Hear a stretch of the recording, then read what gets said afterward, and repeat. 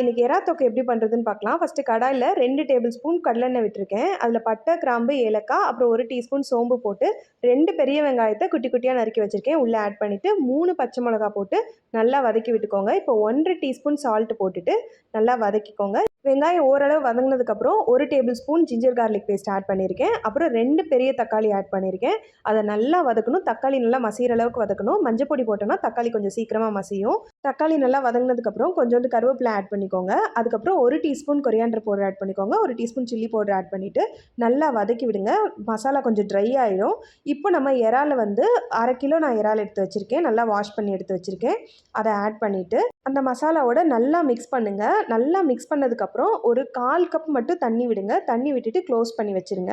ஏன்னா அப்போ தான் இறாலில் தண்ணி சீக்கிரமாக ரிலீஸ் ஆகும். 1/4 கப்புக்கு மேலே தண்ணி விடாதீங்க, தண்ணி நிறையா வந்துடும். இப்போ கிரேவி நல்லா கொதிச்சிட்டு இருக்கும்போது 1 டீஸ்பூன் மட்டும் சீரகப்பொடி சேர்த்துக்கோங்க. சேர்த்துட்டு நல்லா மிக்ஸ் பண்ணி விட்டுட்டு இப்போ வந்து சால்ட் வேணும்னா அட்ஜஸ்ட் பண்ணிக்கோங்க. எனக்கு நான் ஒரு பிஞ்ச் மட்டும் எக்ஸ்ட்ரா தேவைப்பட்டுச்சு, அதனால் நான் ஆட் பண்ணியிருக்கேன். பாருங்கள், எண்ணெய் எல்லாம் பிரிஞ்சு வெளியே வந்துருச்சு. இந்த டைமில் நம்ம வந்து மிளகு பொடி 2 டீஸ்பூன் நான் போட்டிருக்கேன். நல்லா மிளகு பொடி போட்டுட்டு நல்ல ஒரு பெரட்டிட்டு இப்போ கொஞ்சோண்டு கொரியாண்டர் லீவ்ஸ் மட்டும் ஆட் பண்ணிவிட்டு அப்படியே வச்சிட வேண்டியதான். இப்போ நம்ம சர்வ் பண்ண வேண்டியதான். ரொம்ப டேஸ்ட்டாக இருக்கும்.